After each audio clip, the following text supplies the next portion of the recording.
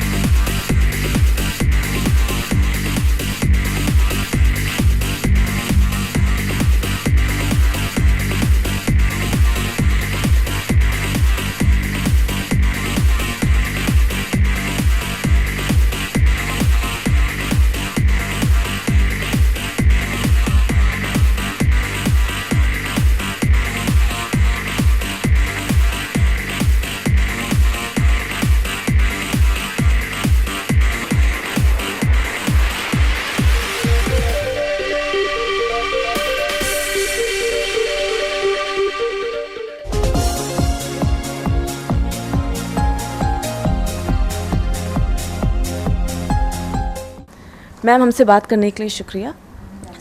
सबसे पहला क्वेश्चन ये रहेगा कि देश की सबसे रिचेस्ट महानगर पालिका की मेयर होने का फीलिंग कैसा है, कैसा लगता है, कितना बड़ा रिस्पॉन्सिबिलिटी है? हाँ, ये फीलिंग रिस्पॉन्सिबिलिटी की है, क्योंकि जितनी जिम्मेदारी हमने स्वीकारी है उतनी जिम्मेदारी में हम पूरी तरह उतर पाएंगे कि नहीं, ये बारे में बहुत ही मुझे शुरू में ये एक भारी लग रहा था कि हम बैठ रहे ये कुर्सी पर, ये कुर्सी को हम पूरी तरह से निभा पाएंगे, पूरी तरह से न्याय दे सकेंगे कि नहीं, ये जिम्मेदारी की भावना तो ज़रूर थी।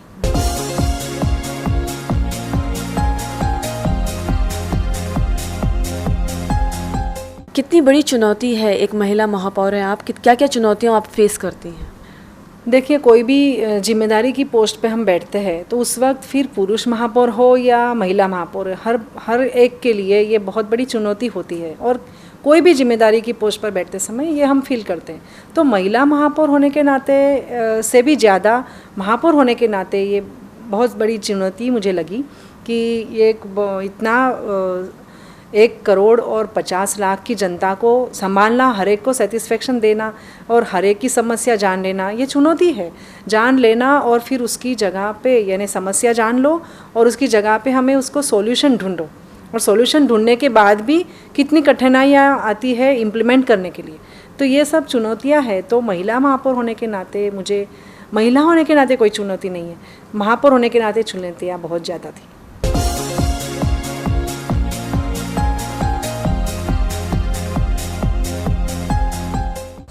और मैडम, अभी तक जो आपका टेन्योर रहा है, इसमें ऐसे कौन कौन से कार्य हैं जो किए गए हैं जो आपको लगता है कि अभी तक के हाइलाइट्स हैं आपके टेन्योर के? मैंने जब से ये पदभार संभाला, मेरे लिए कल्चर और एनवायरनमेंट, ये दोनों के लिए मैंने बहुत ज़्यादा ध्यान दिया, क्योंकि as a parent, as a woman, मुझे लग रहा है कि इन कोई भी डेवलपमेंट एनवायरनमेंट और कल्चर को साथ में लेके चलनी चाहिए, क्योंकि हमारी संस्कृति भी है, उसे भी हमने संभालना चाहिए। तो इसलिए मैंने एनवायरनमेंट का मुद्दा बहुत ज़्यादा हाईलाइट किया। उसमें आपने देखा होगा गणपति विसर्जन, जो मुझे बहुत ही पहले से ये मन में पीड़ा देते रहा कि इतनी बड़ी बड़ी मूर्तियाँ और इतनी सारी मूर्तियाँ हम पानी में डाल रहे हैं, विसर्जित कर रहे हैं। तो हम मराइन एनवायरनमेंट, हम मुंबई पूरी समुंदर के किनारे पे है, तो मुंबई के लिए समुंदर ये जीवन है, और समुंदर के एनवायरनमेंट को हमने कभी सीरियसली नहीं लिया है। जितना सीरियसली हमने लेना चाहिए उतना 10% भी सीरियसली नहीं लिया। आज आप देखो, जो कोस्टल सिटी है, जो जो बाहर के देश है कि जो समुंदर के किनारे बसे हुए हैं, उन लोगों ने समुंदर को कितना साफ़ सुथरा रखा है, कितना सीरियसली लिया है कोस्टल एनवायरनमेंट को, उस हिसाब से हमने लिया। तो ये मैंने बहुत ही ज़रूरी समझा और इसलिए गणपति विसर्जन को मैंने ज़्यादा से ज़्यादा महत्व दिया कि उसके लिए कुछ स्टार्ट तो हो, इनिशिएटिव तो हो, शुरुआत हो, उसके बाद में देखेंगे कितना लोगों का सपोर्ट मिलता है, उसके हिसाब से हमने करना है। तो इसलिए आर्टिफिशियल इमर्जन के लिए मैंने जोर दिया और ये एक हाईलाइट मुद्दा हो चुका। और दूसरा हुक्का के लिए वो भी है, क्योंकि हमारी कल्चर है, हमारे जो यूथ है उनको हमने अच्छे मार्ग पे लाना, ये छोड़ के हम अगर इसके ओर ध्यान, क्योंकि आज तक किसी ने भी हुक्का क्या है ये भी मालूम नहीं था, बहुत से पेरेंट्स को हुक्का पार्लर क्या है ये भी नहीं मालूम था। तो एटलीस्ट ये मुद्दा तो मैंने हाईलाइट किया कि यहाँ पर पेरेंट्स भी बहुत सावध हो गए, कॉलेज स्टूडेंट सावध हो गए और कॉलेज के जो प्रिंसिपल, इन लोगों ने भी मुझे बहुत सपोर्ट किया कि ये हमने देखा है कि बच्चे कॉलेज बंक करके यहाँ पर जा रहे हैं। जैसे विल्सन कॉलेज के बाजू में ही हुक्का चल रहा था, नुक्कड़ हुक्का, तो वो हमने बंद करवाया और बहुत से हुक्का पार्लर उनके लाइसेंस हमने रद्द करवाए। तो ये भी ज़रूरत था कि हमारी यूथ को कल्चर के मार्ग पर हम ले जाए। तो इसलिए मैंने ये भी एक ऐसा काम किया जो अभी तक किसी ने उसके ऊपर ध्यान नहीं दिया था।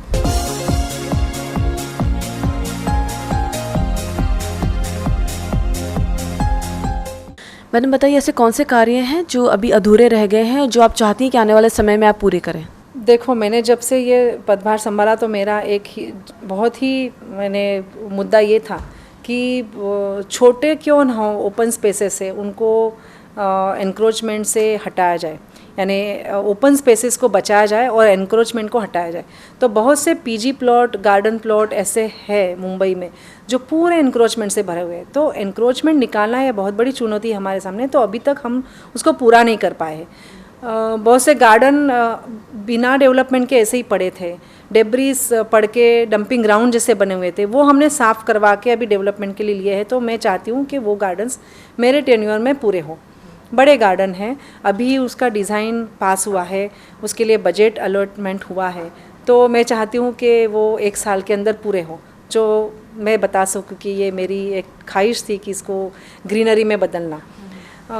बाकी तो फुटपाथ है, ये जो मैंने चाहता है कि फुटपाथ अभी हम ब्यूटीफाई कर रहे हैं, लेकिन 2 महीने के अंदर फुटपाथ तोड़े जाते हैं। तो ये सिलसिला है, बंद होना चाहिए। एक बार फुटपाथ बनाते हैं, इतना ब्यूटीफाई करते हैं, लोग चलते समय दुआएं देते हैं बीएमसी को, और 2 या 3 महीने में पुनः खोले जाते हैं और फिर उसको कॉस्मेटिक सर्जरी से यानी पूरे रिपेयर नहीं किए जाते, फिर उसको आड़े टेढ़े ही रिपेयर करते हैं। तो फिर लोग बीएमसी को गालियाँ देना शुरू करते हैं। तो ये मैं चाहती हूँ कि कहीं रुके, क्योंकि हम अगर बाहर के देशों में जाते हैं तो वहाँ पर फुटपाथ एक बार बनाते हैं तो 20-25 साल तक हाथ नहीं लगाते हैं उसको, इतने ब्यूटीफाई रहते हैं। और 20-20 साल तक, 25 साल तक उसको, यानी कम्युनिकेशन जो गैप है ना, कि फुटपाथ में कौन कौन सी यूटिलिटी आती है, रिलायंस यानी बिजली की यूटिलिटी है, टेलीफोन की है, बेस्ट बस है, वो फायर है, फायर के भी जो खंबे रहते हैं वो भी 10 बार रिपेयर करने के लिए खोलते हैं, रिलायंस के। तो ये इसमें डक्टलेस सिस्टम जो रहती है, डक्टिंग सिस्टम जो रहती है, तो वैसे बनाई जाए कि एक बार डक्ट डाल दी जाए, उसमें सारी ये यूटिलिटी की केबल्स जाए, बीएसटी की है, ये सब तो बिजली की है, टेलीफोन की है, फायर की है, उसमें से ही करे और ऊपर से फिर फुटपाथ बनाया जाए, तो फिर खोलने नहीं पड़ेंगे। एक बार सिर्फ वो डक्ट खोलें तो वहाँ से ही रिपेयरिंग हो। तो ये जो कम्युनिकेशन है सब अथॉरिटी का, वो नहीं होता है। एक बार फुटपाथ बना देते हैं और फिर 2 महीने 3 महीने के बाद मालूम होता है कि केबल फॉल्ट है, तो फिर खोलते हैं। खोलने के बाद वो लोग खुद रिपेयर नहीं करते, फिर बीएमसी 2 महीने के बाद रिपेयर करती है। तो ये गलत चल रहा है, बहुत ही पब्लिक को हैरानी होती है। मुझे इतने सारे लेटर आए सीनियर सिटीज़न के कि फुटपाथ एक बार बनाते हैं, खोलते हैं, उसके कारण कितने लोगों का फ्रैक्चर भी हुआ है। तो ये मैं रोकना चाहती हूँ, कहीं पे ये सिस्टम रोकना चाहती हूँ कि एक बार बनाई तो आप सस्टेनेबल डेवलपमेंट को हाथ में लो। एक बार आप डेवलपमेंट या ब्यूटिफिकेशन करते हैं तो 20 साल 25 साल वो उसको फिर टच नहीं करना चाहिए।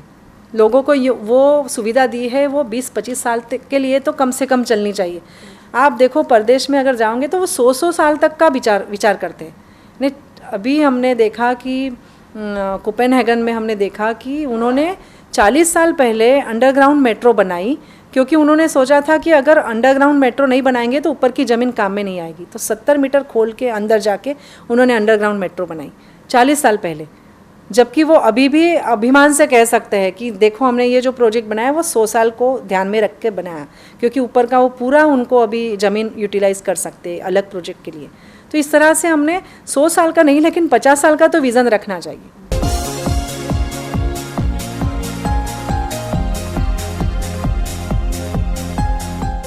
मगर मैम क्योंकि बॉम्बे में इतनी सारी सरकारी संस्था कार्यरत हैं, तो आपको ऐसा नहीं लगता कि जैसे अभी बीएमसी हो गई, माडा हो गई, तो एक सोल अथॉरिटी नहीं, तो या तो एक कोऑर्डिनेशन कमेटी की ज़रूरत है, नहीं तो कोई एक पर्सन को सब powers to decide on all the authorities, ऐसा कुछ ज़रूरत है क्या बॉम्बे के लिए? हाँ है ना, सीएम महाराष्ट्र के सीएम है, उनके पास समन्वय समिति की बैठक, इसीलिए मैं मांग रही हूँ कोऑर्डिनेशन कमेटी की बैठक होनी चाहिए। वो 6 महीने में एक बार होनी चाहिए, ये 8 साल में एक बार भी नहीं हुई है।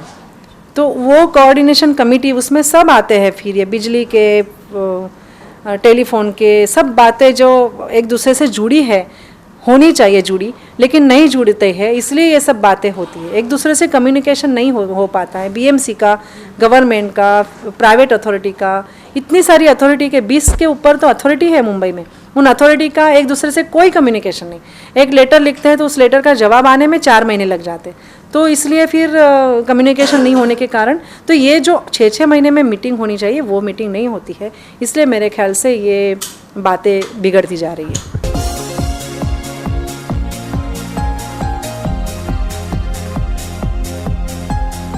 जब आप कार्य करती हैं तो आपको ऐसा महसूस होता है कि महापौर जो है उनको एग्जीक्यूटिव पावर्स भी होने चाहिए? हाँ होने चाहिए। महापौर सिर्फ इनॉग्रेशन और ये सब बातों में जुटे रहते हैं।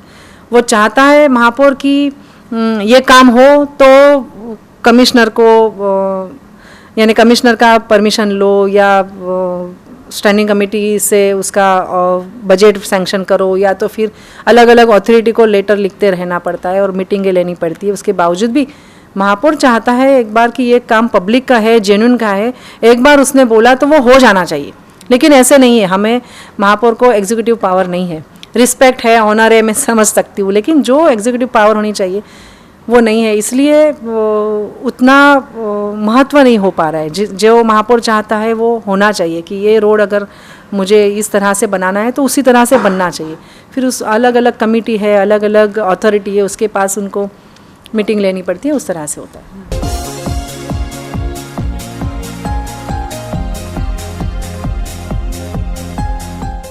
और मैडम ये बताइए कि हाल ही में एंटी करप्शन ब्यूरो ने एक रिपोर्ट प्रस्तुत की थी जिसमें ये बताया गया कि बृहन्मुंबई महानगर पालिका सबसे भ्रष्ट सरकारी संस्था है, ऐसे आंकड़े दिखा रहे हैं। इसके ऊपर आपको क्या कहना है? सिर्फ बीएमसी नहीं, मैं अब सबसे भ्रष्ट है ये तो मुझे नहीं मालूम है, लेकिन हर जगह पे भ्रष्टाचार तो हो गया है। और बीएमसी में तो सामान्य से सामान्य नागरिक पहला अगर जाएगा तो बीएमसी में, तो अगर वो सबसे ज़्यादा पीड़ित होता है तो बीएमसी से, क्योंकि एक खिड़की योजना निकालने के बाद भी उसका काम 10-10 महीने तक नहीं हो पाता है। तो एक खिड़की योजना का काम मतलब क्या है? 1 विंडो सिस्टम, यानी उसका काम एक बार उसने फॉर्म भरा तो उसका काम हो जाना चाहिए, उसको 10 बार रपरेटे नहीं मारनी चाहिए। लेकिन अभी तक नहीं हो रहा है, उसका कारण क्या है ये भी देखना चाहिए। अभी सैप सिस्टम बिठाई है तो सैप सिस्टम बिठाने का कारण ही ये है कि ट्रांसपेरेंसी आए, लेकिन ठीक है अभी 1 साल नहीं हुआ है। हम चाहते हैं कि इस सिस्टम के माध्यम से ट्रांसपेरेंट और फास्ट काम होना चाहिए। करप्शन को अगर कंट्रोल में लाना है तो ये सिस्टम हमने बिठाई है, उसको सक्सेसफुल करके दिखाना चाहिए।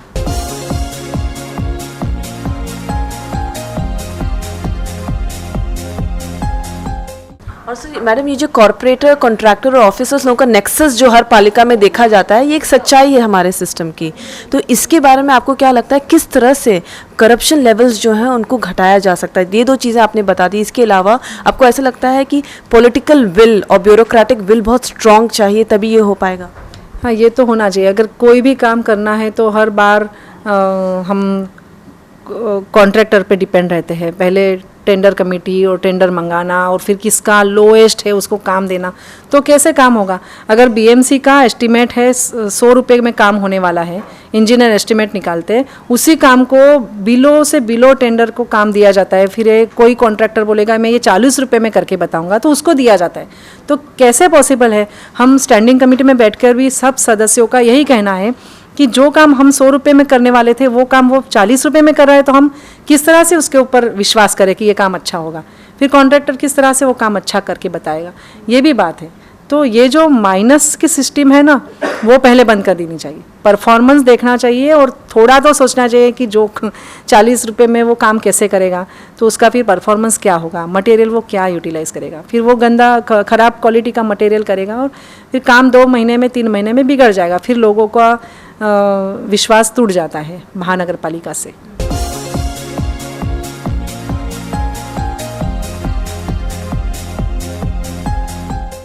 तो आम लोगों का जो फेथ नहीं रहा है अभी सपोज बीएमसी के ऊपर, मानते हैं कोई भी कार्य बिना पैसे दिए होता है, ऐसे लोगों के अंदर फेथ जागरूक करने के लिए या उनका फेथ बढ़ाने के लिए क्या क्या करना चाहेंगे आप? इसमें स्ट्रिक्ट हो रहना चाहिए। ये पहले जो मैंने बताया कि जो बहुत ही बिलो टेंडर भरा जाता है, उसके लिए बहुत स्ट्रिक्ट रहना चाहिए। इतना बिलो टेंडर होगा तो उसको काम नहीं मिलना चाहिए।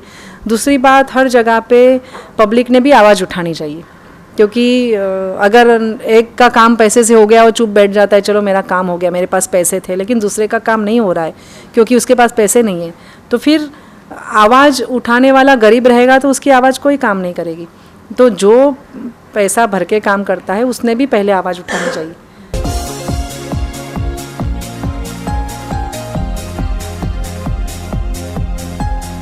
जिस मंच पे भी आप जाती हैं, अक्सर आपने ऐसी बात कही कि वुमन लोगों को फोर फ्रंट में आना चाहिए। हाँ, ये तो बात ज़रूरी है ना कि हर महिलाओं को आगे आकर समाज कार्य हो या राजकीय कार्य हो या इस तरह के एडमिनिस्ट्रेटिव कार्य हो, महिलाओं ने तो आगे आना ही चाहिए। और वुमेन एम्पावरमेंट का ये पहला मुद्दा है। अगर सुशिक्षित महिला है, अच्छी तरह से वेल सेटल महिलाएं हैं, वो अगर आगे आकर आवाज़ उठाएगी तो कहीं जाकर जो ग्रास रूट लेवल पे जो पीड़ित महिला है वहाँ तक उसका न्याय पहुँचेगा।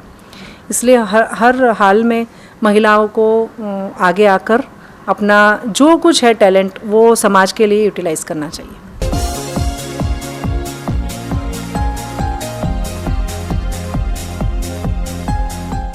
और मैडम, एक गृहिणी से आज मुंबई महानगर पालिका की मेयर, ये सफ़र बहुत लंबा, बहुत सैक्रिफाइसेस, बहुत स्ट्रगल्स होंगे। किस तरह का फैमिली सपोर्ट रहा है?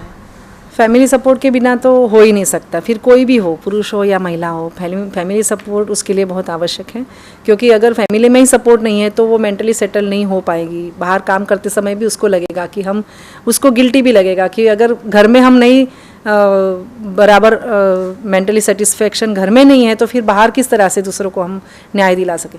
इसलिए फैमिली सपोर्ट महिला को मिलना ही चाहिए अगर वो अच्छा काम के लिए आगे जा रही है। कभी भी महिला पूरी तरह से सोशल फील्ड में उतरती है तो उसका ध्यान थोड़ा तो बच्चों की ओर से हट सकता है, तो उस वक्त हस्बैंड बच्चों को संभाल सकते हैं, mother in law, father in law है या इन लॉज है या मायके वाले हैं, वो लोग सब मिलके अपनी अपनी रिस्पॉन्सिबिलिटी उसमें देते हैं। मेरी रिस्पॉन्सिबिलिटी जो है उसको शेयर करते हैं, तो ही ये काम हो सकता है।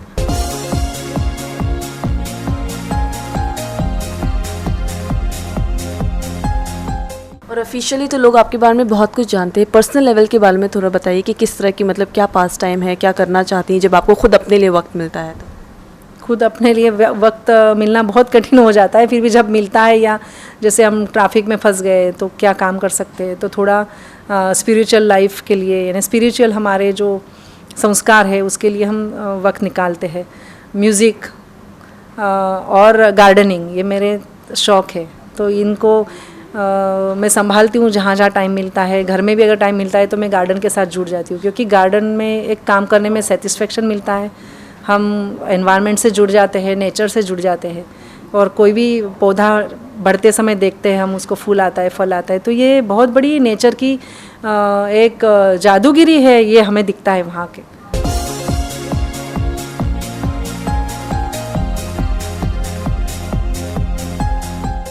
आपके गुरु कौन रहे हैं हमेशा से? गुरु ऐसे तो कोई, मैंने किसी व्यक्ति को गुरु नहीं बनाया अभी तक, लेकिन जो बुक्स हमने पढ़े हैं, जैसे स्पिरिचुअल बुक्स पढ़ते हैं, भगवत गीता पढ़ते हैं, अच्छे बुक्स हैं, कबीर के दोहे, ये सब बहुत से, कभी कभी बच्चा भी गुरु हो जाता है क्योंकि वो भी अच्छी बातें हमें बता देता है। तो गुरु किसी एक व्यक्ति या एक वस्तु पे सेंट्रलाइज नहीं है, लेकिन जहाँ जहाँ से अच्छा सीखने मिलता है, फिर नेचर भी अपना गुरु बन सकता है, कुदरत यानी प्रकृति भी हमारी गुरु बन सकती है। तो जहाँ जहाँ से अच्छा सीखने को मिलेगा वो सब हमारे गुरु हैं, ऐसा मैं मानती हूँ।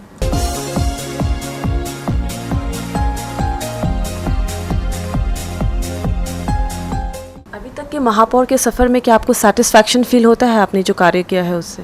हाँ ज़रूर, जितने मुद्दे मैंने उठाए उसमें मैंने सेटिस्फेक्शन पाया है, लेकिन अभी भी ऐसे लगता है कि बहुत सी बातें हैं कि मुंबई महानगर पालिका को संभालने में या संवारने में और 10 साल निकल जाएंगे, और ऐसे 10 महापौर आने चाहिए जो कर सके। यानी सेटिस्फेक्शन कभी भी एक मुद्दे पर ठीक है, लेकिन पूरी तरह सेटिस्फेक्शन तो मुझे अभी तक नहीं मिला है, क्योंकि बहुत सी बातें करना चाहती हूँ लेकिन अड़चनें बहुत है, और नेगेटिव यानी बोलते हैं ना कि कोई मैटर है हम करना चाहते तो मैटर कोर्ट में फंसा है, नहीं हो सकता, कोई PIL डाल सकता है तो नहीं हो सकता, ऐसे ऑब्स्ट्रक्शन तो आते हैं। लेकिन ठीक है, ऐसे लगता है कि जो मैंने चाहा उतना मैंने इफ़र्ट्स लगाए और उसमें मुझे पब्लिक ने भी बहुत अच्छा सपोर्ट किया, तो मैं कर पाई।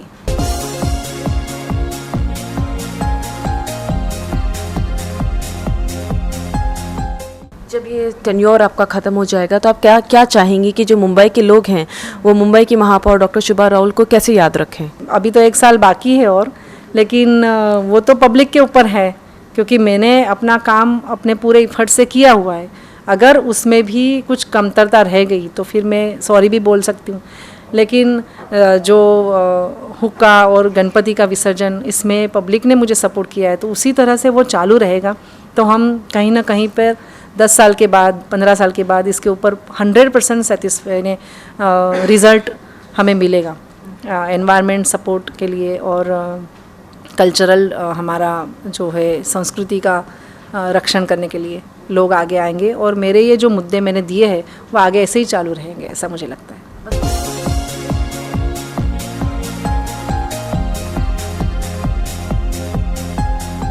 आखिरी सवाल, NMTV के दर्शकों को क्या संदेश देना चाहेंगे? दर्शकों को मैं यही कहूँगी कि अगर ठान लेते हैं और उसमें जिद से हम पूरी प्रामाणिकता से उतरते हैं तो हमें उसमें ज़रूर सफलता मिलती है, यही मैं कहूँगी। हमसे बात करने के लिए शुक्रिया मैडम।